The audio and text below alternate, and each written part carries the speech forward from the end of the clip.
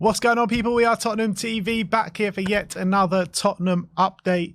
And it's no secret regarding the news about Ivan Perisic, but we'll bring it to you anyways. Fabrizio Romano was asked yesterday or this morning, he was asked, is Ivan Perisic ever going to play for Tottenham again?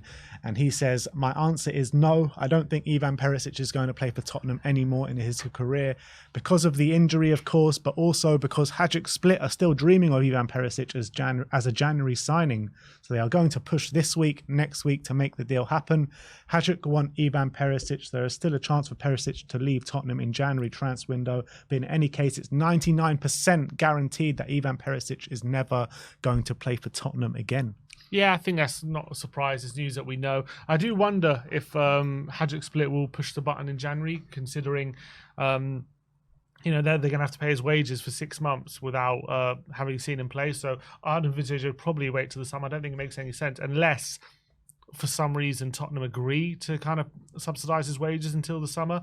I don't see the point in them signing him right now. But I guess if he's still here come the end of the window, will he be in the squad?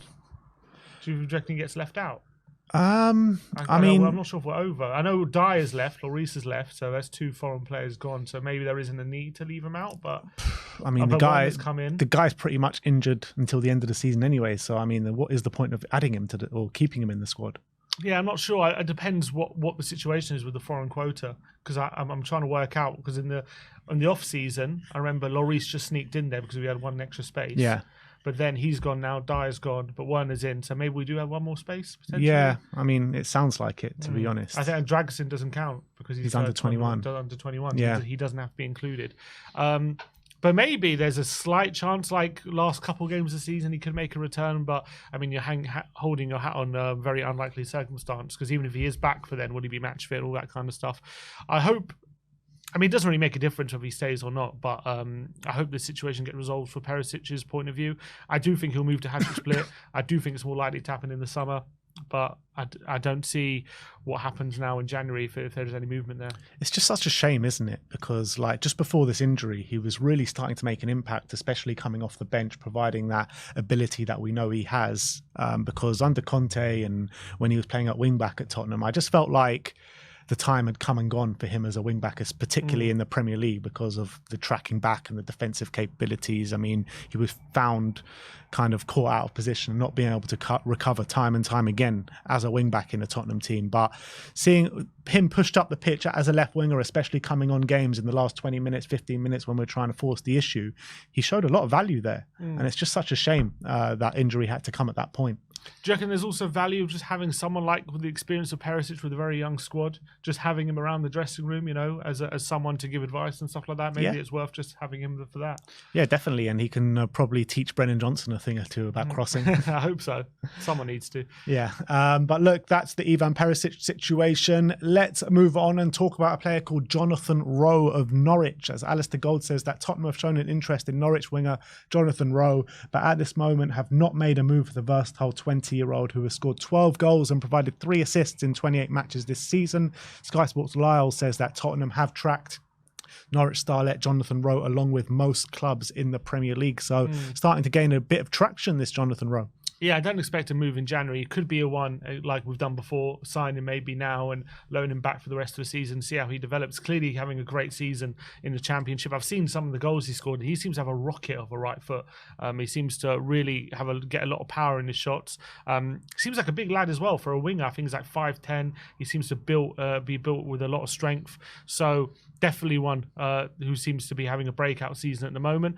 Can play, I think most of the time plays on the right, cutting inside, but maybe can be developed to play on the right as well, give competition there. Again, with Werner through the door, I don't think there's a need to bring him in immediately. But maybe it's definitely one we'll be looking at in the future as someone who can, provide competition, especially if with Perisic going, who knows what the future for Solomon might be going forward. He's injured at the moment. Will we keep Werner on as well? We don't know that. So maybe there could be space for him down the line. Yeah, he looks like a really exciting prospect, to be honest. Like you said, can play either left or right. Very versatile player. Has even played through the middle at times this season. There's a lot of value in the Championship. this season. We're looking at the central midfielders that we're looking at, Wharton and Hayden Hackney, both looking like really good prospects. And you're looking at Jonathan Rowe, and there's another player at Plymouth, Morgan Whittaker, who's also doing unbelievable this season. Some of the goals that he scored from the right-hand side or even playing up front looks insane. So, I mean, I'd be up for signing any of these players, to be honest, because they look like to have big futures. But we have been stung by like the Jed Spences and the Joe Rodens of this world. Yeah, but I think it's time to put that behind us. I think it's time to look to the future of our recruitment. Recently has been really strong, and again, he will come in with little pressure because at the moment we've got pretty good options at the moment going forward. So it's not like he's under pressure to come in immediately. And as I say, I don't see us making a big move in January unless it's a loan back. So I think that makes sense. Next up, let's talk about James Maddison and the imminent return. Ali Gold says that there is hope that James Maddison will be able to play a part in some, if not all, of the cluster fixtures of 3 matches in the space of a week. That starts with Man City in the FA Cup next weekend, Friday night. So the James Maddison return is imminent, people. Yeah, look, we've got a bit of a break now, so hopefully I'll give him the opportunity to really get back to full fitness. Apparently, he was with an outside chance of being involved on Sunday against United, but obviously he fell with illness because he looked like he was getting back. There were rumours he was going to be in the squad, but him and Kulusevski obviously went down with illness and they both weren't included. So I think that's an indication that he's really getting close to return. And I think for the Man City game, I think there's a good chance he comes straight back in there, especially with the players we're missing at the AFCON at the moment. He could be a very good option in central midfielder. Celso's not going to be fit for that game. So, but obviously if he's not fully fit, you got Kulusevski, you can come back in anyway. But it's so great to have him back because it's like you've forgotten just how amazing he was in that. Probably the best player in the Premier League for those first 10 games of the season. You know, even look at his stats, he had 3 goals and 6 assists, you know, in those first 10 games. So we've sorely missed him in that central midfield, and he's going to unlock just another element to our team which we've been missing since he's been gone. And it's not just about his chance creation, just but our ability to build up play as well. He was so pivotal to that, you know, his ability to pick the ball from deep position, spray passes, and obviously get involved in the attacking phase of play as well. So honestly, can't wait for him to get back involved. And if he's playing in that Man City game, we'll just give everyone such a lift going into that what is going to be a massive cup tie. Yeah, it can't be understated how much of a miss James Maddison has been. I mean, we've coped with it to a certain degree, but just having him in there, you're looking at options all over the pitch now where you can play Kulusevski or Maddison in the 10. You're looking at the centre-backs. Instead of playing 2 full-backs at centre-back, you're looking at an actual depth in the centre-back positions now with Dragusin coming in. So you're looking at different kind of options where you'll be looking at the bench in a couple of weeks and not just see kids there. It's going to be unbelievable. But it's not just what you're saying in terms of what he brings us in terms of chance creation and goals and assists, but you're looking at the leadership team was completely stripped where Romero was down with injury. Maddison hasn't played for 3 months. Sonny's out with South Korea at the Asian Cup.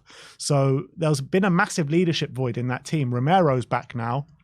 Maddison's going to be back now. So you'll see like leadership in terms of the front side of the pitch and the back side of the pitch. And it's just waiting for Sonny to come back. So it's going to be such a lift for the club to have James Maddison back in that team. It can't be understated enough. I reckon he's itching to get back as 100%. well. Like you can see 100%. It. Like he's always like tweeting about watching the games and everything. And a bit like De Bruyne, you know, his return, he's like kind of trying to make up for lost time being out for large part of the season. I reckon Maddison will be the same. He'll want to get back firing straight away. I don't think he'll want to waste any time once he's back fully fit. Yeah, I just can't wait to see him back on that pitch, James Maddison.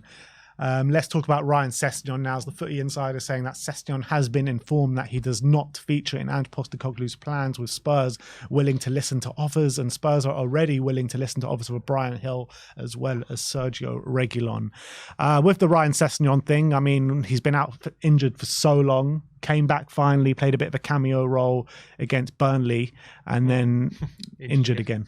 Yeah, I mean, it's a story of Ryan Sessegnon's career at Spurs, isn't it? Those injury problems. That was a big thing. They made a big deal out of, he's not going to return until they're sure that his injuries won't be recurring. And he's come back, played 20 minutes, and his injury reoccurred. So that's got to be a big frustration to the medical team and him himself. I mean, he's like all he's wanted to do is have a run in the team and show what he can do, and he just hasn't been able to get on the pitch consistently enough, and that's been a big issue.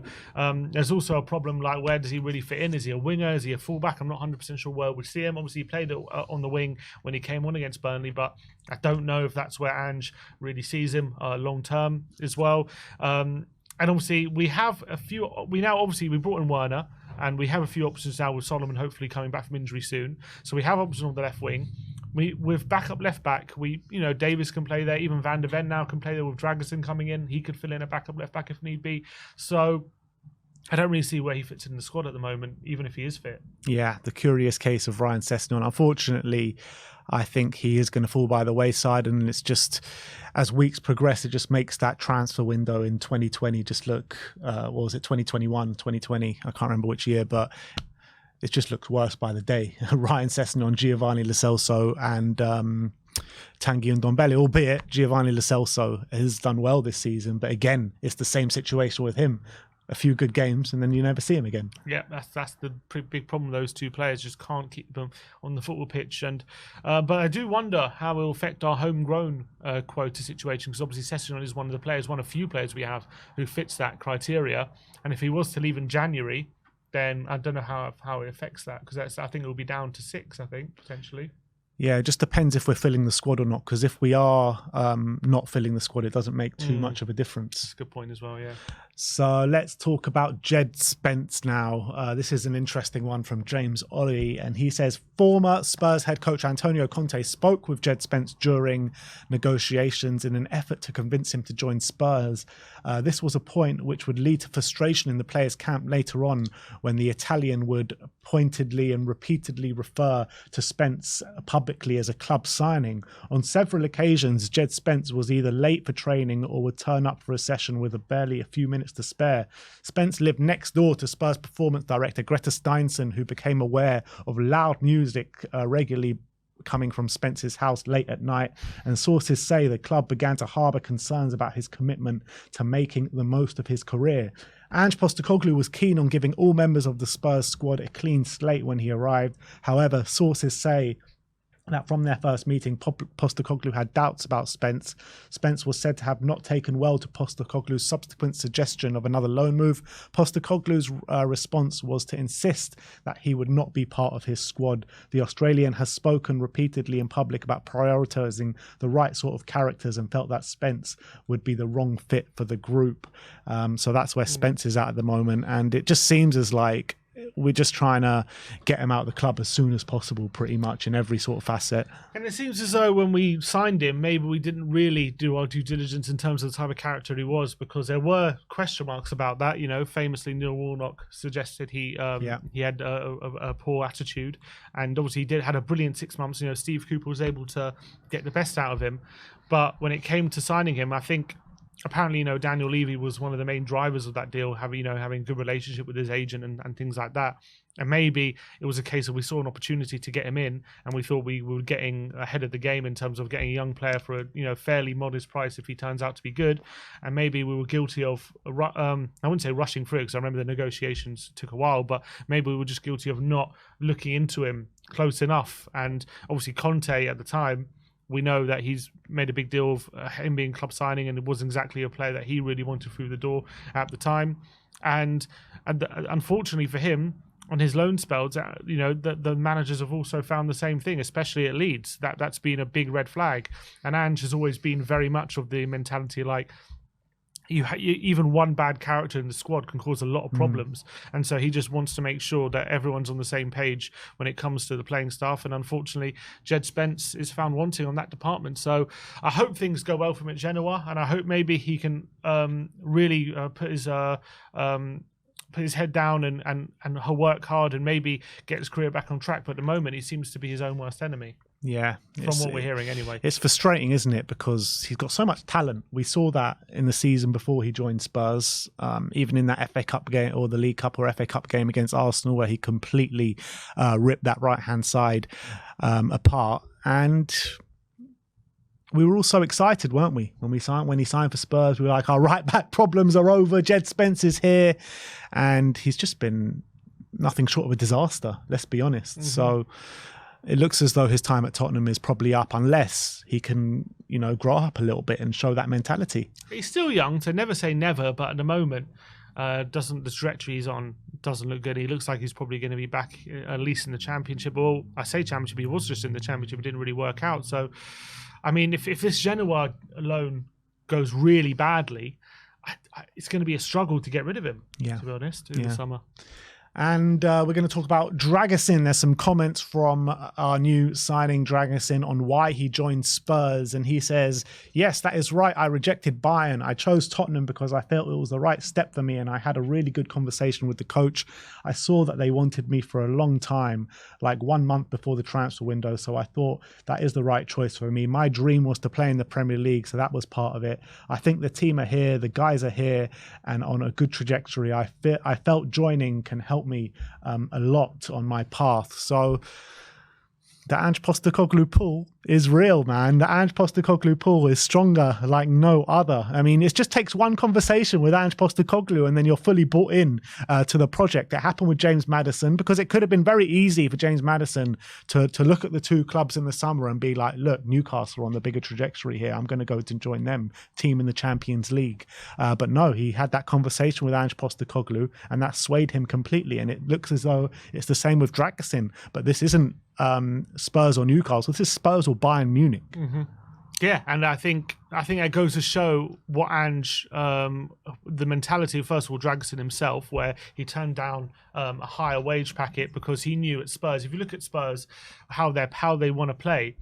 Genoa obviously played a back three, but if at Spurs he's going to be in a back two, he's going to be playing a high line, he's going to be asked to improve his passing ability, playing quicker passes. He's going to develop as a defender because he's going to be a lot more in one-on-one situations where he has to dominate an attacker in a one-on-one. He's going to be asked to play quicker passes. He's going to develop his technical side of the game. And I think he probably looked at it thinking, if I go to Spurs, I'm going to develop a lot more as a defender, whereas I go to Bayern Munich, I'm going to be fourth choice potentially, not get so much game time. I'm going to be asked to be like this ready-made player, whereas at Spurs, they're going to allow me that time to develop with other young players. And he's probably seen other young defenders as well, like Van de Ven come in and how they've slotted in straight away, how they've improved as a defender as well, and how they like to defend. And he's probably seen that and still thought it's so much better for my development. One other thing is maybe interesting thing to explore is he came on as part of a back three against United for the last few minutes, and that is a formation that Ange, has been known to play when he was in charge of Australia. And Dragusin did mention, obviously, that Ange gave him assurances over game time that he'll be getting a lot of minutes. So, do you reckon that back three is something we might see a bit more of in the second half of the season? It very much could be, and I think it wouldn't be such a bad thing. I mean, how does the back three look in an Ange Postecoglou system? How does the other? Yeah, I mean, it's the back three, from what I gather, is basically it'll be something like Van de Ven, Romero, Dragusin, like in a back three, and then you've got a double pivot with one of basically the fullbacks like Udogie or something with a box to box, or like a Bentancur Basuma alongside him, and then you've got two number 10s. Is it 3-4-3? Basically, it's a 3-4-3, yeah, but it's different to the Conte 3-4-3 because it's like a box midfield in the centre with two very wide players and obviously a striker up front. So it's a lot more offensive, it's a lot more risky, but a lot more reward as well. But it asks a lot of the centre backs to basically move into wide areas as well and cover a lot of ground. But it could be a very interesting tactic that we could develop. But now we have three centre-backs. Maybe it's something we could explore in the second half of the season. I would like to see it, to be honest. And in terms of that system, are Porro and Udogie going to be like orthodox wing-backs, or are they still going to be inverting? How does it work? I think the idea would probably be like Porro would be almost like a winger, almost. And then you have like a Kulusevski as a number 10.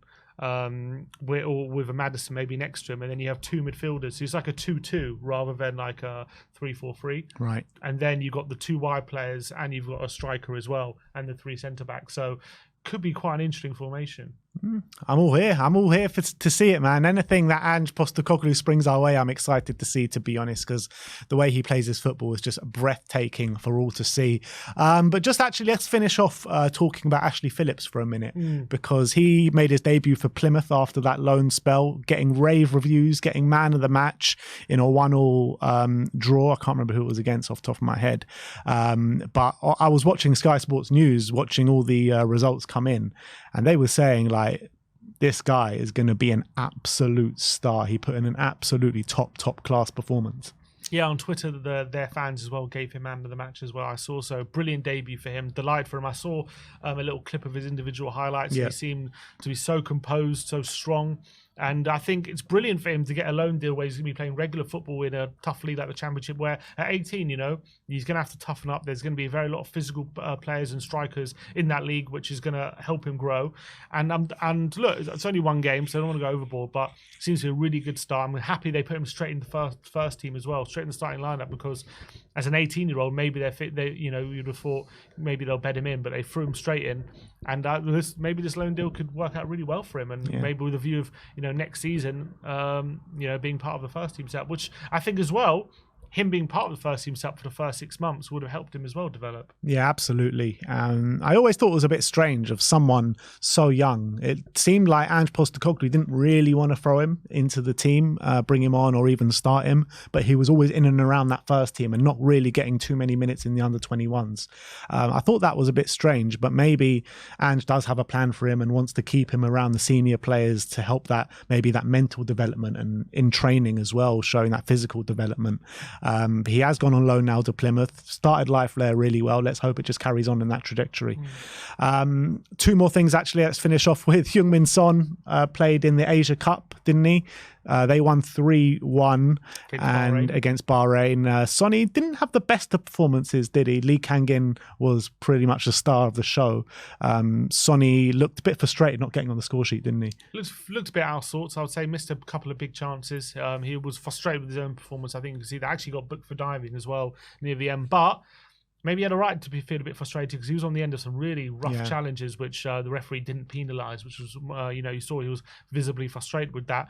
But yeah, it wasn't his best day, but I'm sure, as the tournament goes on, I'm sure we'll grow into it. Yeah, and obviously Pape Matar as well. Senegal kicked off in the AFCON yesterday, and he was an unused sub. So we'll keep you up to date with all the AFCON and Asia Cup players. Bissouma and Mali are playing tonight, so we'll keep you up to date with that one tomorrow. But that is your Tottenham update for today. Let me know in the comment section below your thoughts regarding all the news stories we brought to you today. Like, subscribe and comment. And as always, come on you Spurs.